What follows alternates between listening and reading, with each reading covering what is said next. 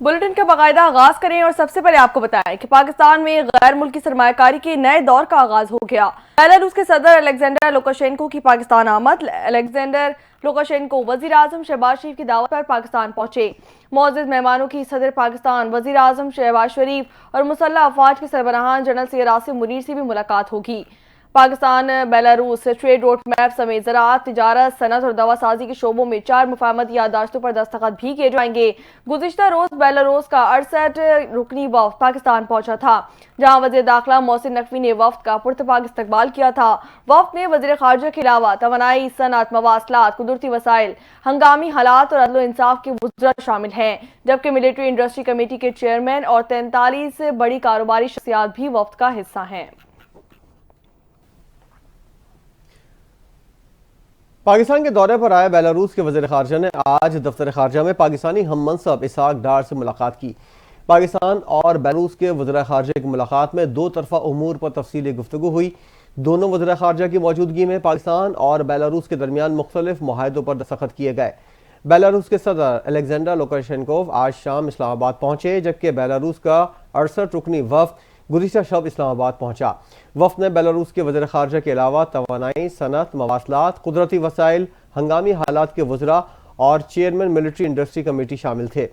सरकारी एलामिया के मुताबिक वफ्द में बेलारूस की 43 बड़ी कारोबारी शख्सियात भी शामिल थीं।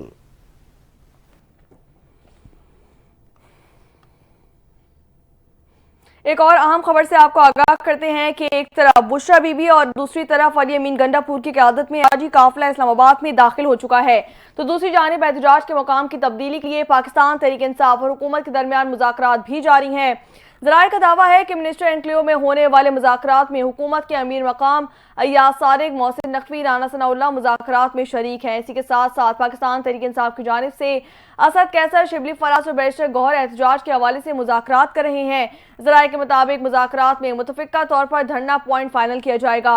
मुमकिन तौर पर पेशावर मोड़ को धरना पॉइंट डिक्लेयर किए जाने का इम्कान जाहिर किया गया है। ज़राए का कहना है कि धरना पॉइंट डिक्लेयर होने के बाद हुकूमत मुजाहिरीन की राह में रुकावटें नहीं खड़ी करेगी। मुजाहिरीन भी पेशावर मोड़ से आगे रेड जोन की जानिब पेशकदमी नहीं करेंगे।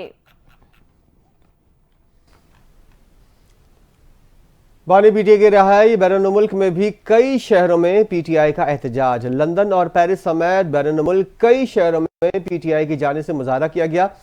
लंदन में 10 डाउनिंग स्ट्रीट पर तहरीक इंसाफ ने तरीका सबसे बड़ा एहतजाज रिकॉर्ड करवाया। बानी पीटीआई और बाकी सियासी कैदियों की फौरी रिहाई के लिए आवाज़ उठाई। लंदन में किए गए एहतजाज में कासिम खान सूरी समेत कई पीटीआई रहनुमाओं ने खिताब किया। फ्रांस के दारकूमत पेरिस में बानी पीटीआई और दीगर पार्टी रहनुमाओं की रिहाई के लिए बड़ा एहतजाजी मुजाहरा किया गया। मुजाहरे की क़यादत पार्टी रहनुमा यासिर कदीर, आबिद मलिक, उमर जमा रहमान, चौधरी अफजाल ढुल, चौधरी अबरार कियानी, इकराम रांझा, चौधरी सलीम भोड़ा, चौधरी माजिद चीमा, चौधरी अब्दुर्रहमान, राजा ताहिर सिधोल, चौधरी गुलजार लंगड़ियाल, शबाना चौधरी, नैना खान, नासिर खान, आसफा हाशमी ने की। मुजाहिरीन ने पार्टी परचम और बैनर्स भी उठा रखे थे। शदीद सर्दी और बारिश के बावजूद मुजाहिरीन घंटों पाकिस्तानी सफारत खाना पेरिस के गिर्द शदीद नारेबाजी करते रहे। मुजाहिरीन में खवातीन और बच्चे भी शामिल थे।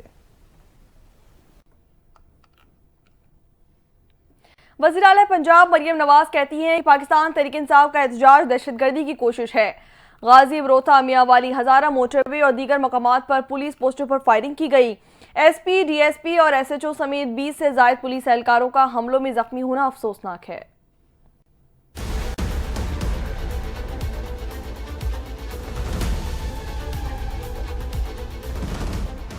एक बयान में मरियम नवाज ने कहा कि गाजी, बरोथा, मियांवाली, हजारा मोटरवे और दीगर मकामात पर पुलिस पोस्टों पर फायरिंग की गई।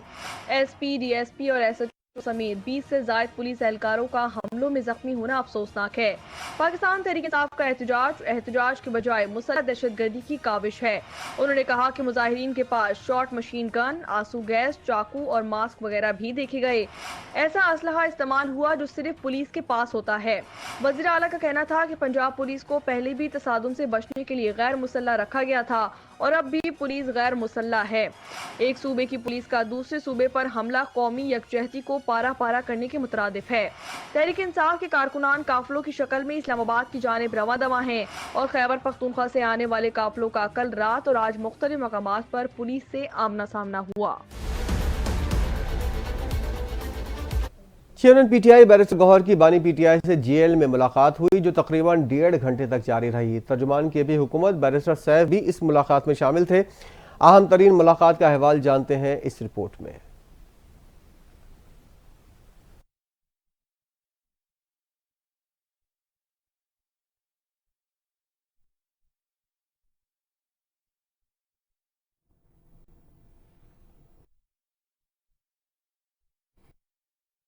ये कुछ अदालती खबरों के हवाले से तो आपको बताएं कि chief justice of Pakistan Yahya Afridi की जेर सदारत जुडिशल कमीशन का इजलास खत्म हो चुका, जिसमें सिंध हाई कोर्ट में आईनी बेंचेस के लिए जजेस की नामजदगी का मामला ही जेर गौर आया।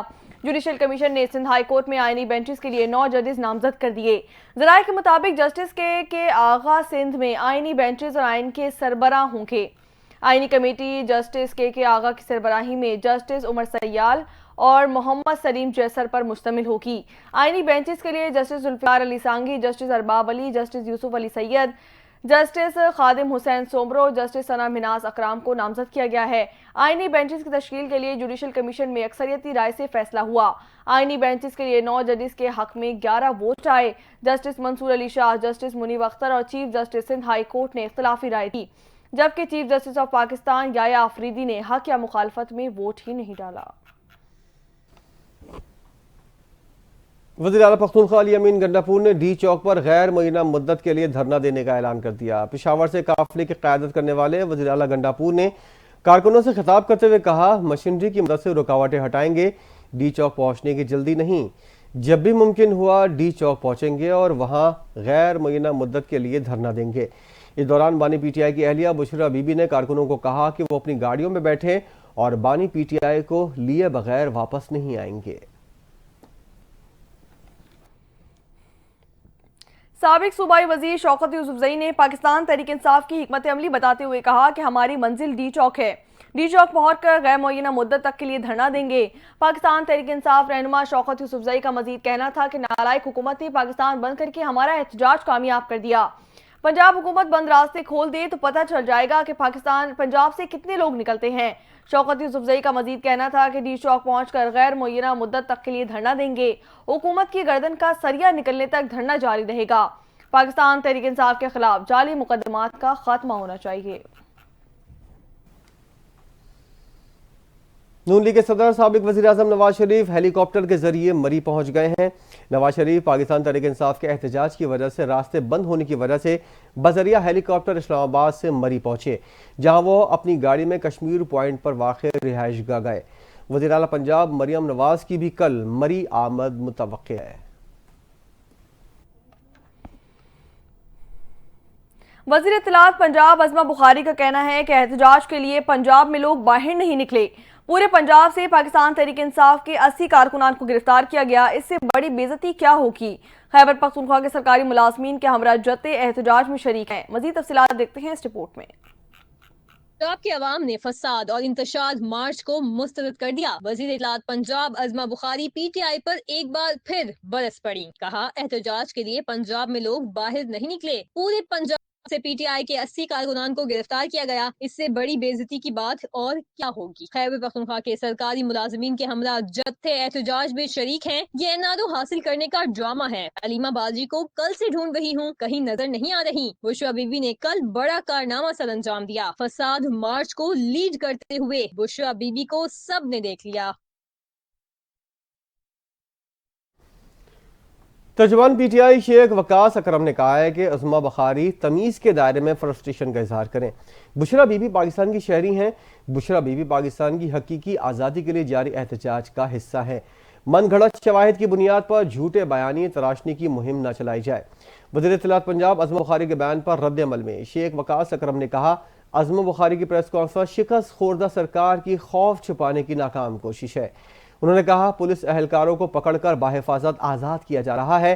किसी भी जानी और माली नुकसान की जिम्मेदारी मैंडेट चोरों पर आयद होगी।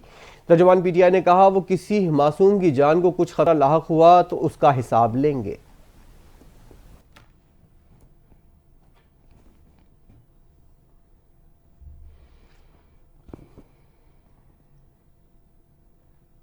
इस्लामाबाद की इंतजामिया ने सीआईए की बिल्डिंग I9 को सब जेल करार दे दिया, जिसके बाद एहतजाज में जेर हिरासत अफराद को कैद किया जा सकेगा। चीफ कमिश्नर इस्लामाबाद ने इसका नोटिफिकेशन भी जारी कर दिया। सीआईए की बिल्डिंग को आर्टिकल प्रिजनर एक्ट 1894 के सेक्शन 3 के तहत सब जेल करार दे दिया गया। सब जेल बनाने की मंजूरी वजारत कानून और पार्लिमानी अफेयर्स ने दी। इसी के साथ साथ नोटिफिकेशन के मुताबिक हालिया एहतजाज में गिरफ्तार होने वालों को इस सब जेल में रखा जाएगा।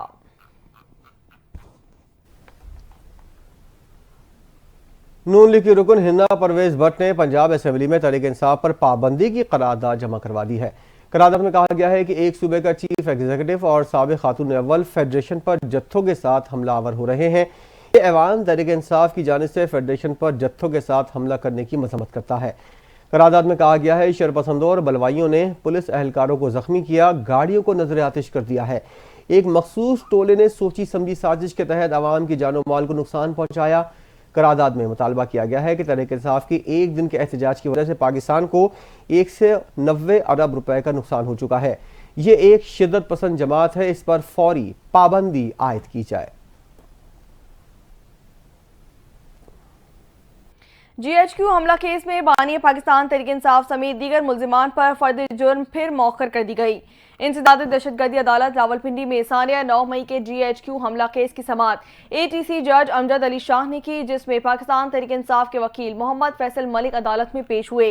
वकील की जानिब से अदालत में मौक़िफ़ इख्तियार किया गया कि रास्तों की बंदिश की वजह से मुल्जिमान का अदालत में पेश होना मुमकिन ही नहीं। अदालत ने जीएचक्यू हमला केस में फर्द जुर्म की कार्रवाई 28 नवंबर तक मौखर कर दी। 9 मई के इस केस में फर्द जुर्म की कार्रवाई मुल्जिमान की अदम हाजिरी के बायस मुलतवी की गई।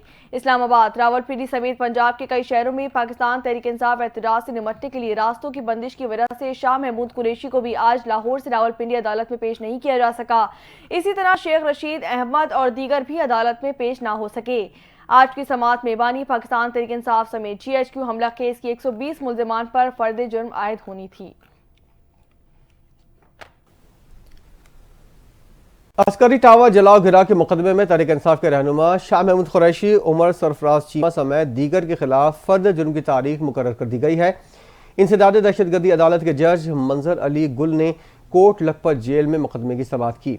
अदालत ने जेल ट्रायल के दौरान शाह महमूद कुरैशी और उमर सरफराज चीमा समेत दीगर के खिलाफ फर्द जुर्म आयद करने के लिए 2 दिसंबर की तारीख मुकर्रर कर दी। अदालत ने आइंदा समाअत पर तमाम मुल्जिमान को फर्द जुर्म के लिए तलब कर लिया। उमर सरफराज चीमा को कोट लखपत जेल में पेश नहीं किया जा सका।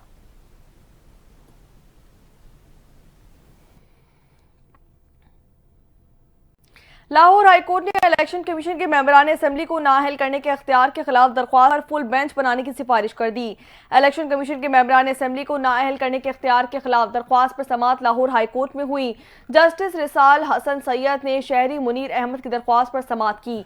अदालत ने दरख्वास्त पर फुल बेंच बनाने की सिफारिश करते हुए file chief justice Lahore high court में आलिया नीलम को अरसाल कर दी। दरख्वास्त गुजार ने वकील अजहर सिद्दीक एडवोकेट ने मौक़िफ़ अपनाया कि इलेक्शन एक्ट 2017 के सेक्शन 137 के शिक 4 आइन से मुतसादिम है। इलेक्शन कमीशन के पास अदालती इख्तियार ही नहीं, इसलिए किसी को नाअहल नहीं कर सकता। इस्तदा की गई कि अदालत इलेक्शन कमीशन का नाअहली का इख्तियार कलअदम करार दे।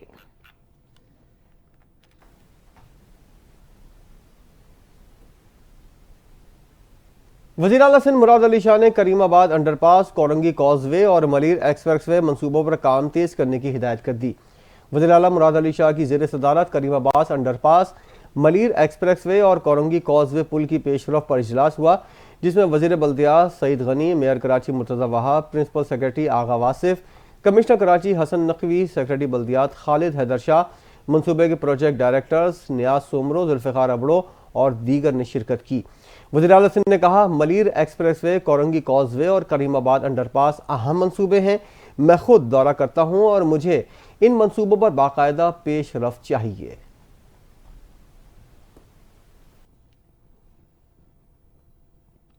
यहाँ आपको बताएं कि सिंध हुकूमत अवामी खिदमत पे पेश नौजवानों के लिए ई टैक्सी प्रोग्राम शुरू करने का ऐलान कर दिया गया। सूबाई वजीर शर्जील इनाम मेमन ने कहा कि आवाम ने 24 नवंबर की पाकिस्तान तहरीक इंसाफ की कॉल को मुस्तरद कर दिया। सिंध से कोई रजाकाराना तौर पर इस एहतजाज के लिए नहीं निकला।